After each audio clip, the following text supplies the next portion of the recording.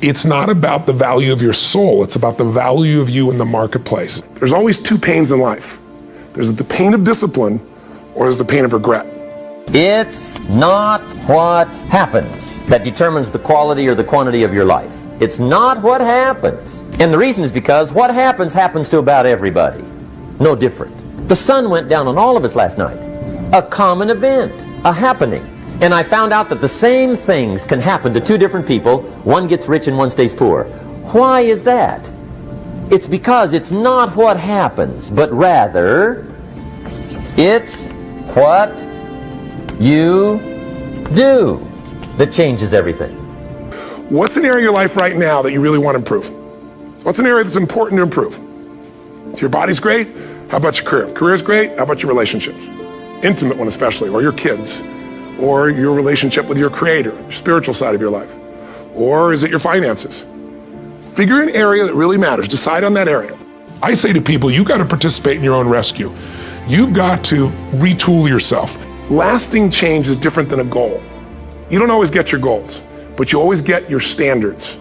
Everybody in life gets their musts. They don't get their shoulds. Most people have a list of shoulds, don't they? Don't you have a list of the shoulds, things you should do, you should follow through on? I should lose some weight, I should work out more, I should make more calls, I should respond more rapidly to my email, whatever, you know? I should get into the office earlier, I should be, more confident. Whatever your should list is, people love to have their should list be met, but it's kind of like New Year's resolutions. If it does, it's really exciting, but if it doesn't, which is most of the time, it's a little disappointing, but you kind of know it's not going to happen. But when you decide something is a must for you, an absolute must, when you cut off any possible, you say, I'm going to find the way or I'm going to make the way. Human beings, when they resolve things, when they make a real resolution inside themselves, which is they raise the standard and they make it a must, they find the way. Everything in life is always changing. We don't have to work on change. Change is automatic, but progress is not. So if you want to make real progress, then you really got to look at your life in a different way. You got to say, I got to take control of this process and not just hope it's going to work out like people do who make a resolution.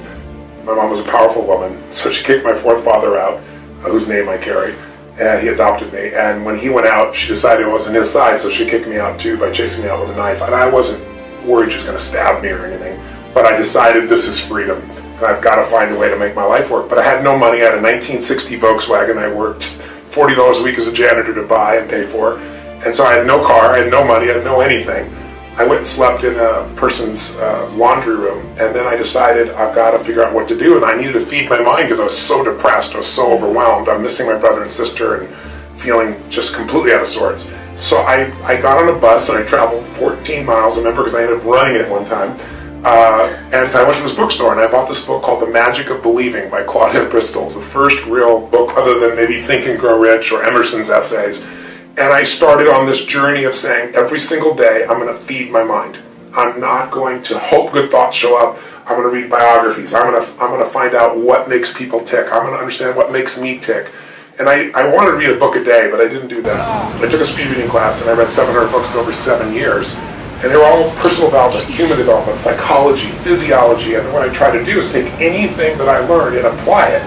And then when I applied it, I was 5'1" in my sophomore year in high school. I'm 6'7" now. I tell people the difference is personal growth. Really. But sincerely, I became Mr. Solution because I wanted to help everybody. So I was this little fat guy, and I couldn't lose weight, and I lost weight. And all my buddies are like, how'd you do that? And I said, well, here's what I did. And they lost weight, and then we all got girls. And that led to, as a young kid, that led to where, if you had a problem, I was Mr. Solution. Especially if you're a girl, I was more motivated to help you. So the breakthrough was really understanding the power of compressing decades into days. And if someone has spent decades of their life and they compress it into a book, and you can read it in an hour or a few days, you have such an advantage, because when you learn by your own experience, it's painful and it's slow.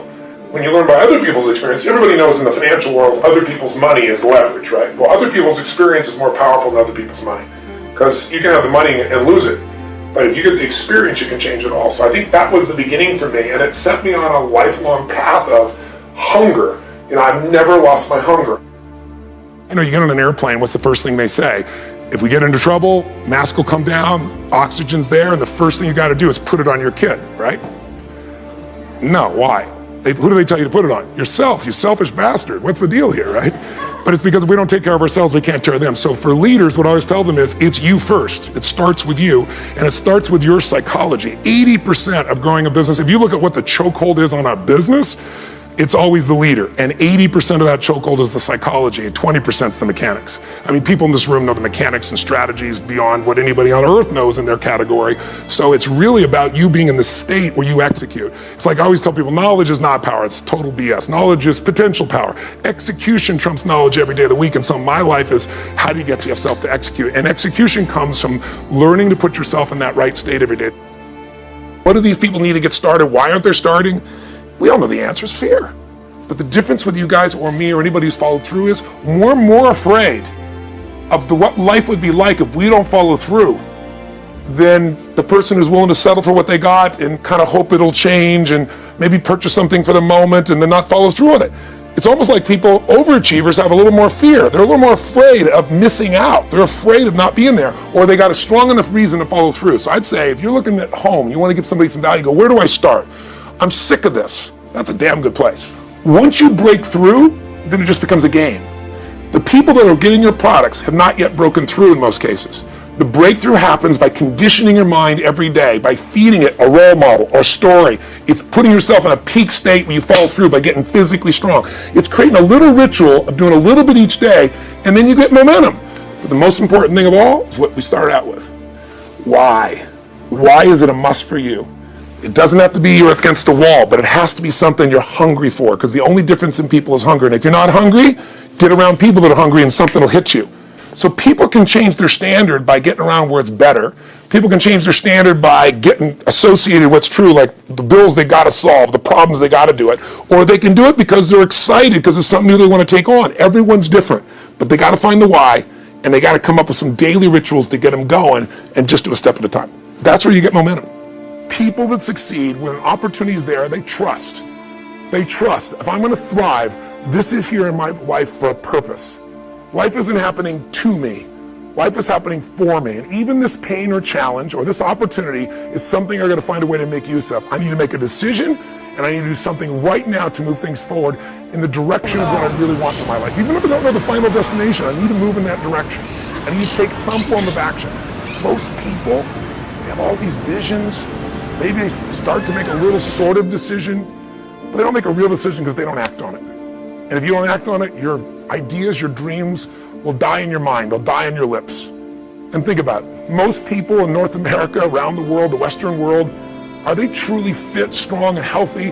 Do they truly have a relationship that's totally passionate? Do they love their work? Are they economically free? The vast majority, you and I both know the answer is no. If you want to be like most people, then what you got to do is figure out how to survive.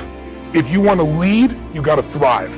And you have that capability, and you're probably already doing it. I'm probably speaking to the choir to some extent. If you're still watching this right now, you've turned me off as a raging maniac who's on a rant, because that's what I am. I'm on a rant right now. A rant to call to your soul to say, no matter how great life is, take it to the next level.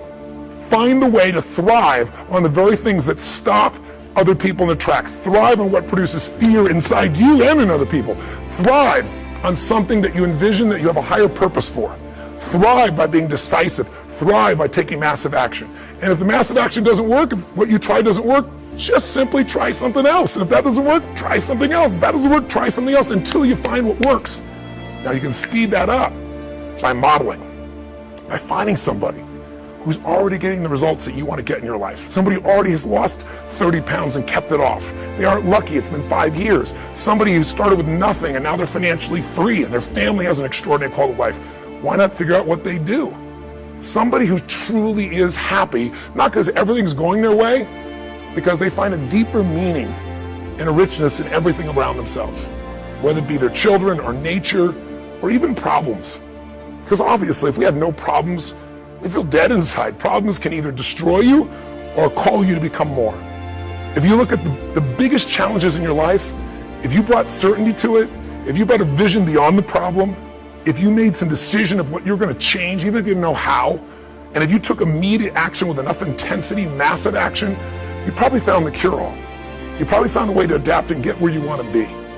That's what thriving is really all about. But the ultimate thriving is not just breaking through and making things happen.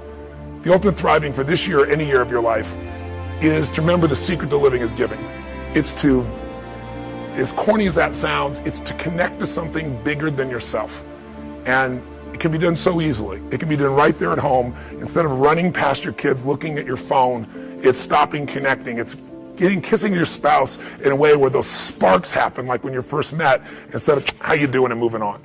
Most of us are moving so fast, trying to manage our lives, that we're not thriving. Thriving comes with depth. You're not going to find thriving in a friendship that happens in milliseconds online. Nothing wrong with it, it's great connection, but a depth of a real friendship is not your Facebook friend. It's not the same as being with somebody and actually having your full attention, not while you're monitoring what's going on your cell phone. Just the experience of being with somebody. But contributing your caring, contributing your interest, contributing in a simple way, finding some way to give love, attention, care, joy, or happiness to any human being. It doesn't have to be working in a soup kitchen, but that can be pretty wonderful too. Volunteering an hour in a month, an hour in a week can change a person's life. But it can be outside world, it can also be really on the inside world. If you want to thrive, then you got to remember life's not about me, it's about we. You already know it. It's in your soul.